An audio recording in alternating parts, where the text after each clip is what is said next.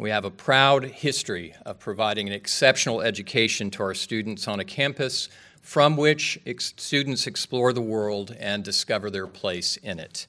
For generations, Catawba College has aimed to form the lives of students who will be good citizens and gifted leaders, people who have a zeal to enrich human life. And this is a place from which students are prepared to make the world more like the place we all want to live. So today we are celebrating a significant chapter in the story of Catawba College, so let me set the stage for what's to come. In 1996, during the tenure of President Fred Currier, Catawba's Center for the Environment was established, helping to center this campus, making our campus a model of environmental sustainability and serving our local community, our region, our state, and beyond, with the aim of fostering good stewardship of our world's resources for the common good. And then in 1998, in association with the Land Trust of Central North Carolina, now Three Rivers Land Trust, the college's 189-acre Fred Stanback Jr. Ecological Preserve was established, only a short walk from the place we're gathered. And if you haven't been, you should go. And then in 1999, construction began on the Center for the Environment building, also just this way, a 21,000 square foot incarnation of the college's environmental curriculum overlooking the Stanback Preserve. It's currently under renovation, will be reopened soon, and we hope if you haven't seen it that you'll come and enjoy that space. And then in 2007, with the leadership of President Bob Nott and the support of Catawba's Board of Trustees, Catawba College made a pledge, as have hundreds of colleges and universities in the United States, to the American College and University President's Climate Commitment, now known as the President's Leadership Climate Commitment, which is managed by Second Nature, led by Dr. Tim Carter, whom you will hear from shortly. This commitment entailed achieving carbon neutrality by 2030. And then I note, in 2019, when Catawba began its search for its 24th president, this commitment to sustainability remained significant to the college, and among 5 key responsibilities, opportunities, and challenges in the presidential profile was listed that the new president must champion Catawba's commitment to the environment. And I have to note that then a truly transformative gift in 2021 of $200 million given by an anonymous donor to Catawba's endowment, a third of which is committed to our efforts for environmental sustainability, including our academic programs across the curriculum, our work in creating a sustainable campus, and also support for the Center for the Environment was given. That gift, along with another gift to our endowment of $42 million in 2022, has expanded our imagination for how we carry out Catawba's mission and ensures that this particular vision for environmental sustainability, all of which was cast back in the 90s, will continue to flourish at Catawba College for generations to come. And if I see some wide eyes about those numbers are real. So that story brings us to this announcement on this day, and it is in this context of this chapter of our college's storied history that I'm pleased to announce that Catawba College is the first college or university in the state of North Carolina, the first in the Southeast, and the 13th in the nation to be certified as carbon neutral by Second Nature.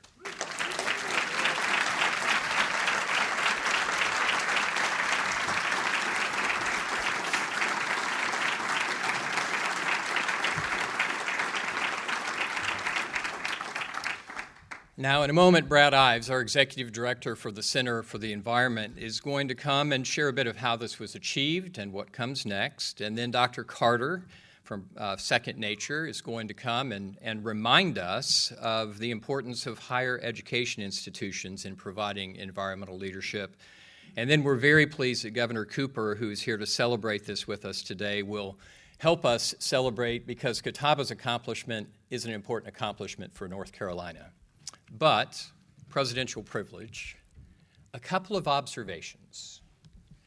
Generations ago, Catawba College adopted as its motto, Sit Lux, two Latin words. They sit on the seal right here. Let there be light. Those people who founded this college drew from a statement in the story of creation told in Genesis, where a creator crafted a good world and charged those particular creatures made in the image of God to care for all of it and to keep it and to be good stewards of it. Now, there's a lot more I could say about the motto, but I won't say it here. But I do want to say that I'm proud that we stand in the legacy of those who take that stewardship of creation seriously as we put our own creative efforts to work for this good world that has been entrusted to our care. And with that, I also have to say that we will do much beyond achieving carbon neutrality. With that in mind, though, I want to just look back and say that this pledge was made in 2007 to achieve this by 2030, and it's 2023. Yeah.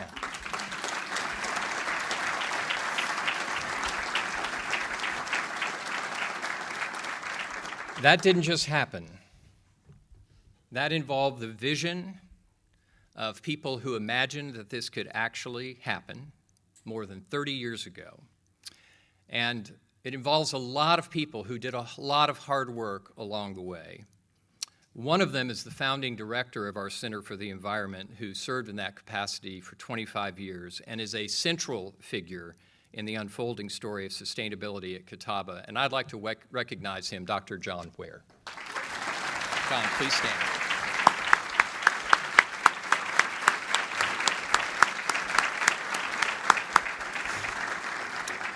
This also happened because of many generous supporters, because of the creativity of faculty, staff, and students, and the tenacity of everyone who co-labored together to fulfill this commitment and set the stage for what is to come next. And what is coming next is to fulfill one of our bold aims for our strategic vision for Catawba College, to be the leading environmental small college in the Southeast and a national center of distinction for sustainability. It was just a few weeks ago when in Goodman Gym, our women's basketball team participated in the NCAA Division II tournament, winning the Southeast Regional Championship, advancing to the Elite Eight, and ending their season in the Final Four. And Governor Cooper, I note they were the last college basketball team in the state of North Carolina playing in the tournament. Yes.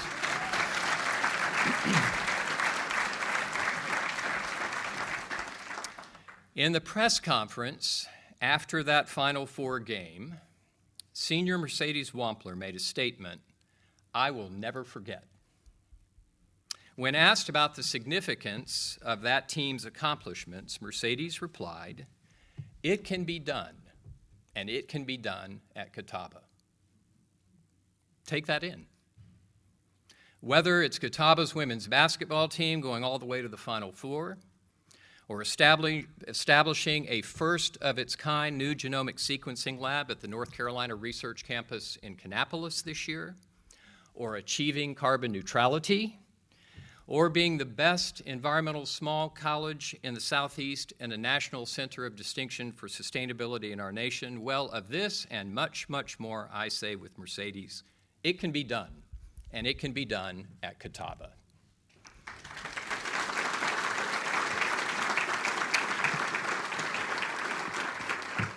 It is now my pleasure to introduce our Executive Director of the Center for the Environment, Brad Ives, who will come and carry on telling the story here at Catawba. Thank you.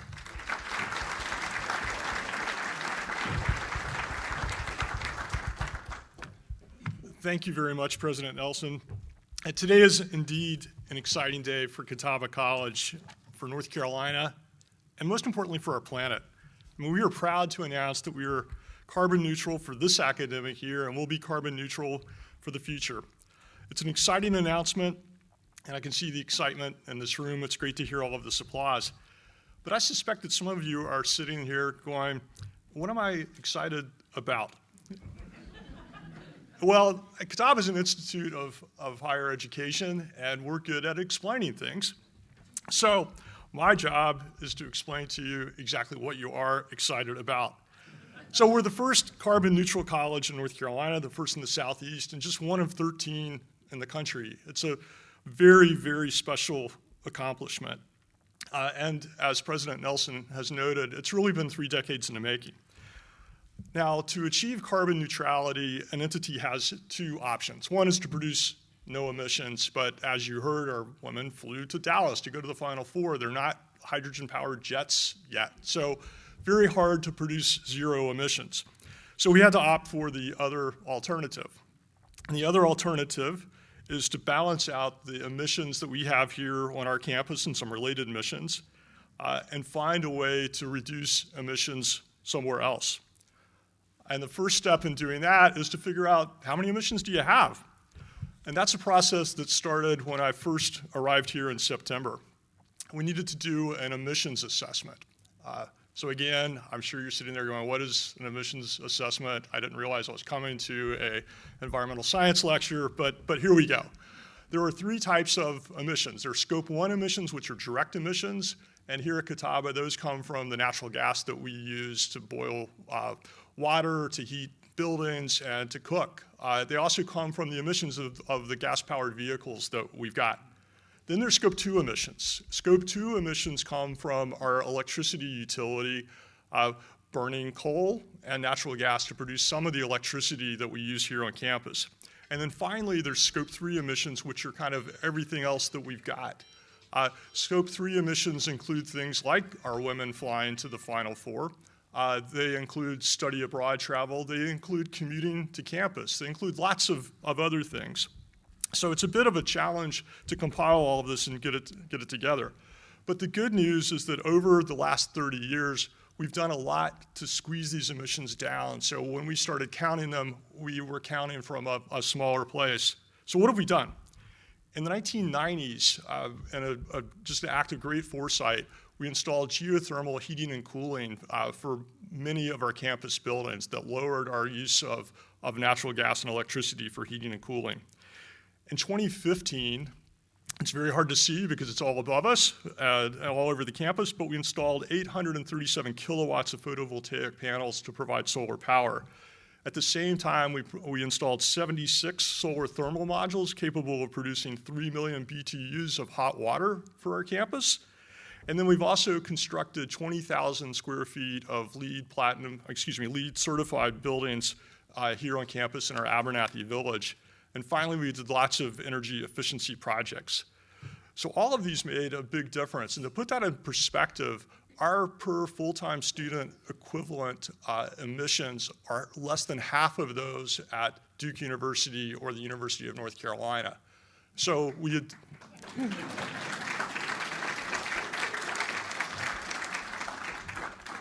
So we had done all of that work to lower our emissions so that we don't have to do very much on the side of offsetting. And how did we do these offsets? Well, the first thing we did is we offset the power, the Scope 2 that I was talking about, by going to 2 solar farms in eastern North Carolina and buying the green attributes of the electricity that they were producing. Those renewable energy credits were able to offset our Scope 2 emissions. And for the Scope 3, the direct emissions, and the Scope 3, all the other stuff, we invested in a landfill gas project and near Asheville in Buncombe County. And that project is capturing the methane that comes from decaying garbage in the landfill and keeping that from going up into the atmosphere. Methane is a really, really destructive greenhouse gas. And we wanted to be very deliberate about doing these projects in North Carolina. What we've done by making those investments is we have improved air quality in the state, and we've also invested in projects that are paying property taxes in eastern North Carolina and helping build better schools there. So we wanted to keep all of this local. We could have gone for much cheaper offsets that did not impact our neighborhoods and our state, but that's not what we wanted to do because at Catawba, character is one of our pillars, and we want to do things the right way. And at the same time that we we did this. We also wanted to work with our partner, the Rocky Mountain Institute, to make sure that we were doing things absolutely the right way. This is one of the leading think tanks for environmental thought, and a very good partner for us here at Catawba. So we made sure that Rocky Mountain Institute was comfortable with taking this approach, and they thought we were securing the highest quality types of credits that we could. And we also made sure to buy more credits than we needed. We're estimating what our emissions are going to be for this year, so we bought 105% of what our estimate was because we want to do things absolutely the right way. So carbon neutrality is a truly awesome accomplishment for Catawba, but we're really just getting started. I thought it was appropriate to paraphrase the Winston Churchill quote from the early days of World War II, that what we're experiencing here today is the end of the beginning. We are now starting to do a lot more hard work. We're actually going to do away with the amount of electricity that's creating the Scope 2 emissions by being powered 100% by renewable energy. We'll be working in the coming months to add 200 kilowatts of photovoltaic cells here on campus. Governor, we're going to be taking advantage of the program in House Bill 589 with the rebates from Duke Energy. We're also going to take advantage of funding from the federal government under the Inflation Reduction Act so that we can be 100% renewable here. We're also going to be working on our Scope 1 emissions, those direct emissions. We're going to be replacing our natural gas infrastructure. This will take longer. We're going to be replacing our vehicles that burn gas and diesel with electric vehicles as those become affordable and available here in North Carolina. And we're going to make lots of other changes in how we live. This is a big part of what we do here at Catawba, is we learn from working in our environment. And all of this is going to make sure that we have fun here. We recently bought some solar shelters made by Spotlight Solar out of Chapel Hill. They're called Havens. We were hoping to be outside so you could see them right now, but I encourage you to stop by and take a look at them. These are fun things, and they're great for the environment. They're using solar power to allow students to work with their laptops outside and enjoy the fresh air, but they're also providing an example of what incredible design looks like and how you make a difference and what you can do to create jobs here in North Carolina, making products that will be the things that we all need in the future as we move to a clean economy. So this is why I'm excited. I hope that this is why you're excited today. It's just amazing to know that we have fulfilled our commitment to second nature to be carbon neutral by 2030, and that we have done it 7 years early. But today is also the day that Catawba College launches its next chapter. We look forward to making many more exciting announcements in the coming months and years, and I look forward to sharing all of that with you. I want to thank you for embracing me as part of the Catawba family, and I want to thank you for celebrating this event today.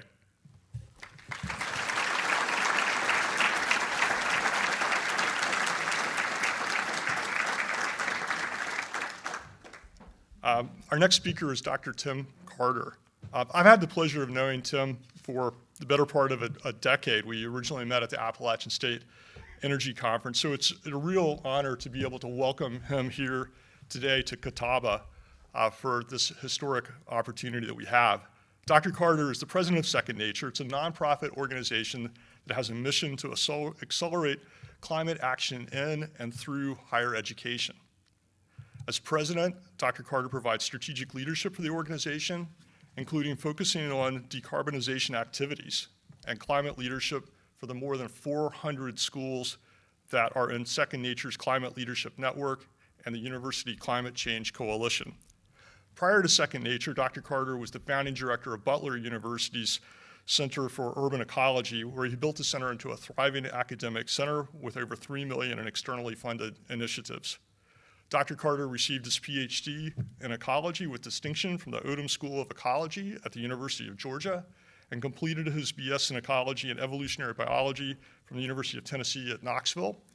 And more importantly, while he was at the University of Tennessee, he developed some strong North Carolina connections by working at Camp High Rocks in Brevard, North Carolina, which happens to be my hometown. Dr. Carter now lives in Cambridge, Massachusetts, and as we discussed at dinner last night, He is an avid home coffee roaster. So please join me in extending a very warm Catawba welcome to Dr. Tim Carter.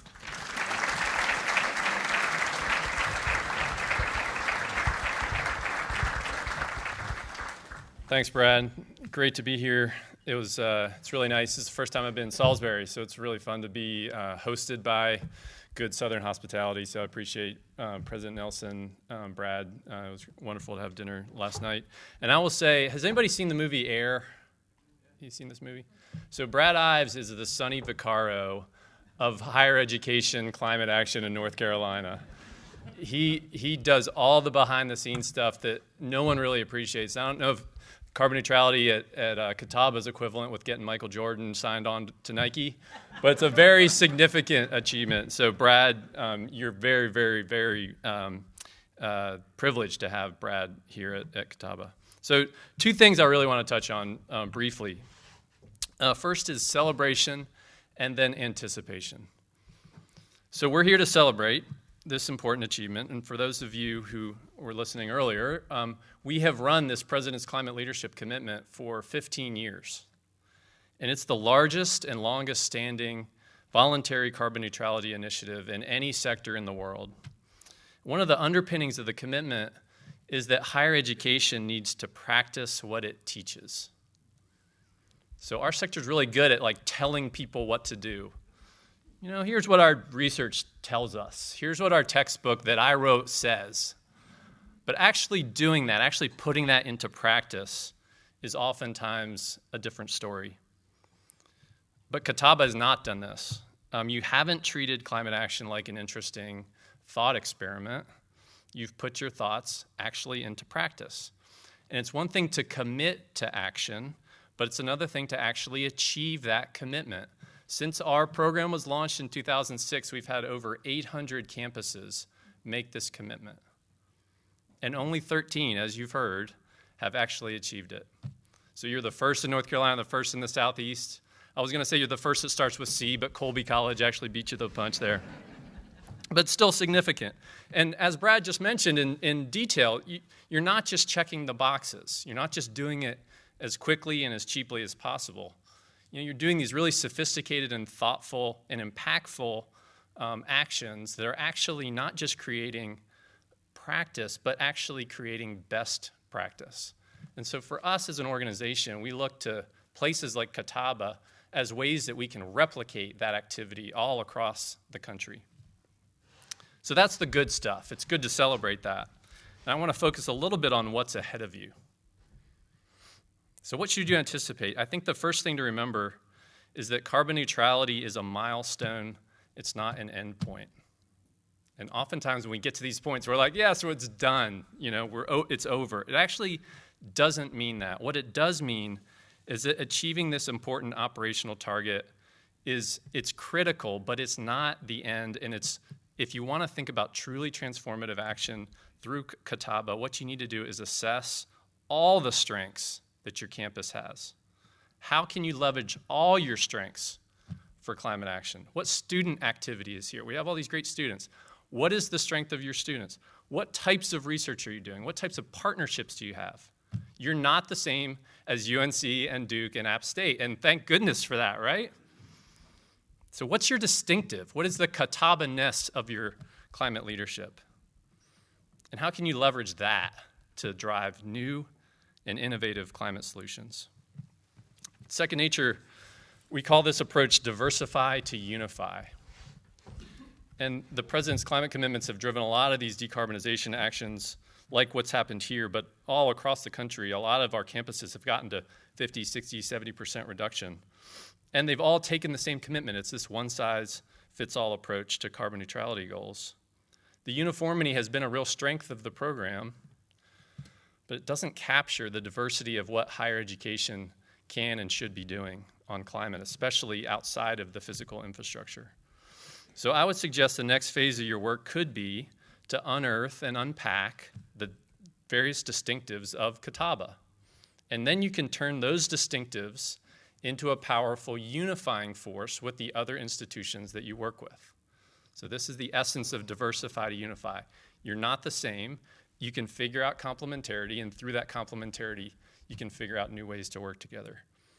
It's this broadening of collaborative climate action that will ensure a wider swath of our sector can actually join you in your ongoing efforts, and we're here to help you accomplish that. And this leads to my final anticipation point. You've demonstrated that you're a leading decarbonization actor, so the question now is, how can you best enable action in others? How can you be an actor and an enabler? What does it look like for Catawba to help Salisbury be a leader on climate? What about Metro Charlotte? What about the state of North Carolina? What about the Southeast?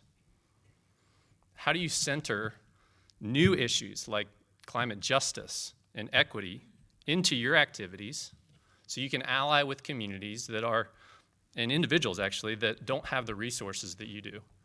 Oftentimes they're the first and worst impacted by climate.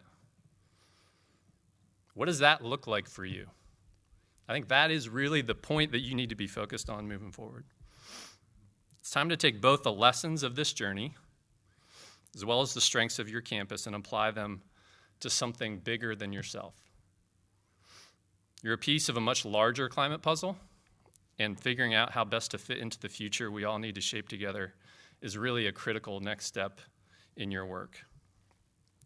I'll close by saying, this accomplishment is really an inspiration to those of us who get up every day. We have no idea what is going to come out of our programs, but it's really, really amazing to be here. We work across the country, but to be here and understand that these goals are being achieved.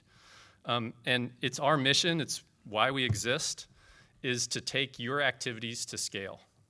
How can we take what you're doing here, replicate it, expand upon it, learn from it, share your stories across the country and around the world? So congratulations again, and we look forward to continuing to support your work moving forward. Thanks a lot.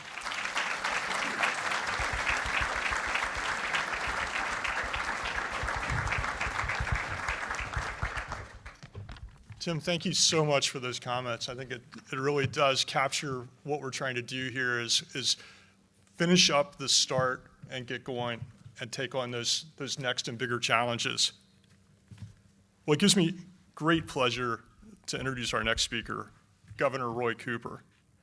Governor Cooper is in his second term as North Carolina's 75th governor. Prior to becoming governor, he served as the 49th Attorney General of North Carolina from 2001 to 2017, and also served in the North Carolina General Assembly, both in the House and the Senate, from 1987 until 2001. I don't think it's an understatement to say that our state has probably not had a more dedicated public servant than Governor Cooper. Throughout his career, he has worked to build a stronger North Carolina where everyone has an opportunity to live in safe communities, to get a quality education, a good job, and access to affordable health care, and that's a big one. As governor, he's created tens of thousands of new jobs, a lot of these in the clean economy that is growing. And he's fought to boost public education and revitalize our rural communities. But near and dear to why we are here today, Governor Cooper has also taken strong action to fight climate change and to make North Carolina a leader in the clean energy economy. He negotiated and signed landmark energy legislation that requires North Carolina utilities to reduce power generation carbon emissions by 70% by 2030 and to achieve carbon neutrality by 2050. I might point out that we're a little ahead of those guys. Governor Cooper also has issued several executive orders focused on clean energy, including setting bold goals to have 1.25 million zero-emission vehicles in North Carolina, and also to have zero-emission vehicles represent 50% of sales, both of these goals, by 2030. The governor is a lifelong North Carolinian, born and raised in Nash County, where he attended the public schools and worked his summers on his family farm before earning both his undergraduate and law degrees from the University of North Carolina at Chapel Hill, where he was a Morehead Cain Scholar. Please join me in welcoming Governor Roy Cooper to Catawba.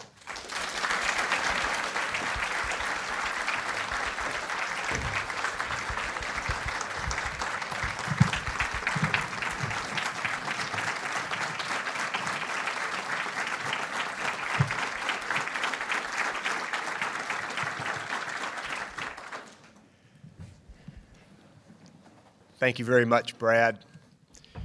Mr. President, we're talking about buying carbon credits today. I think that some of our great universities in our state need to be buying some basketball credits from Catawba College this year. Congratulations, guys. That deserves a round of applause for sure. Brad, thank you for that introduction. You have been in many sectors an environmental champion in our state, and I'm grateful for that. Working in state government, working at UNC, working in the private sector, and now leading Catawba College Center for the Environment. You're lucky to have Brad Ives, and glad that you're here, and glad that I'm part of this celebration here. I saw Mayor Alexander at the League of Municipalities meeting yesterday. I don't know if she's still there, but I'm glad always to be in Salisbury. President Nelson, thank you for your leadership. I want to introduce Kevin Monroe, who is the Director of my Intergovernmental Affairs, Peter Ledford, who is my Clean Energy Director, and Sam Chan, who is with my communications team, part of the Governor's Office here today. And I can't be in Salisbury and can't be anywhere in North Carolina without thanking Fred and Alice Standback for the amazing commitment that they have to protect clean air and water in North Carolina. And I'd like everybody to give Fred and Alice a big hand.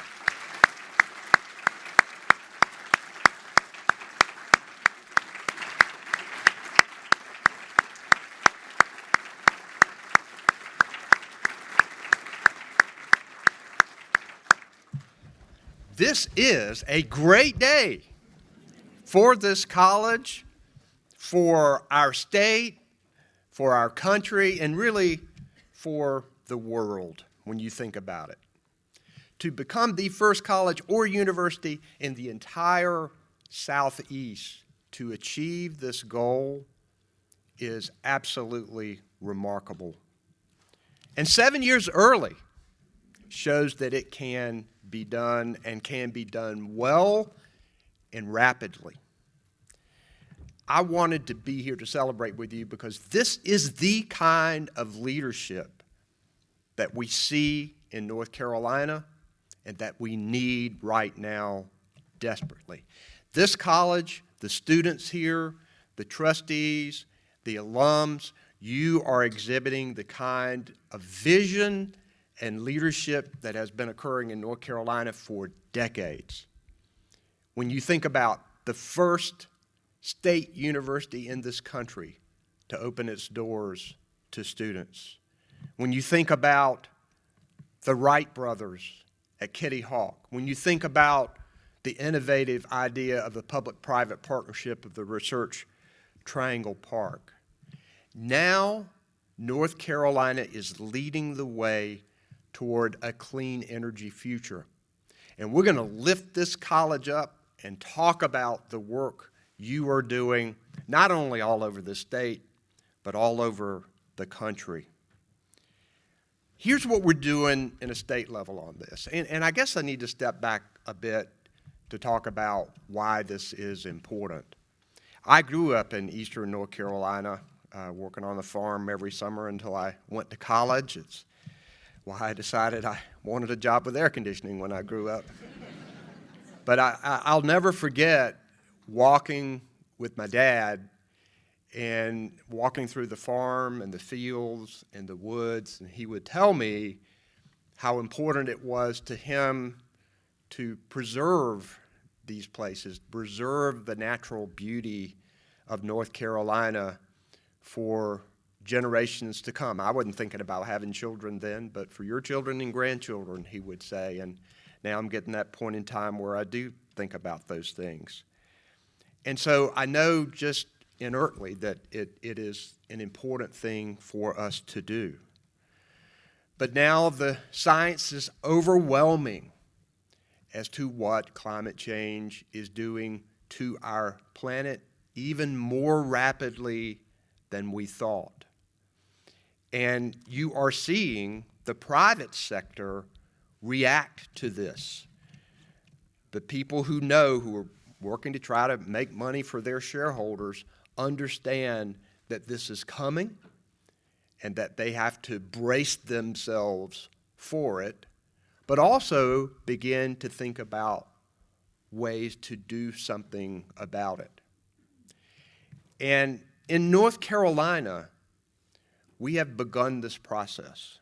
Started out when I got elected governor, I issued Executive Order 80, which put together a broad group of stakeholders, and we said, you got to find us a path to make sure that our power sector, our utilities, can get to a 70% carbon reduction by 2030 and to get to carbon zero by 2050. And it included the utilities, the stakeholders, that they worked and talked about it and met and argued back and forth about how we could do it. But we put that plan in place, and then we had an opportunity, even with a legislature with a number of people who didn't think that climate change was something that was very important, because we had that stakeholder process, we were able to actually put that plan into law in North Carolina. And now our utilities, with our carbon plan that's being decided by the Utilities Commission, is moving more toward solar and more toward wind, while making sure we stay reliable and trying to make sure that it is at the lowest cost to consumers that's possible. And that is in law, and I'm proud of that. So now we've taken on the clean transportation sector, trying to change the transportation that we use in North Carolina to make it cleaner. And we put that plan forward. Now, you hear some people talking about, well, zero-emission vehicles, that's way off into the future. Those cars are too expensive. Everyday people can't really afford them. Where in the world am I going to charge? That's Jetson stuff. That's way off. That's not happening. I have talked to the CEOs of these major car companies. They are falling all over themselves to be first into this market and to try to buy market share to make sure that they are getting the lead here. Good old American capitalism is at work right now in the electric vehicle market. And in the next 5 years, you're going to see an explosion of electric vehicles across the country and across the world. And North Carolina needs to be in the lead. We need to make sure that we are ready for this, that we have the charging infrastructure in place. And once these cars get on the market, it's going to drive the price down. Most families, it costs $10,000 a year for their transportation. You can reduce fuel consumption costs with EVs by 80% for a family. And you bring these cars down to the price point that we need, you're going to see more people buy them. I've issued an executive order on offshore wind. We know that that is a way that we can power hundreds of thousands of homes and businesses in North Carolina. I put forward an environmental justice order. When you think about oftentimes the places where trucks go and facilities, they are closest to people who live in poorer communities. We need to be thinking and planning that as we go forward to make sure that we protect everyone, because oftentimes when there is an environmental disaster, the people who can afford it the least get hurt the most. And so we have to continue to think about that.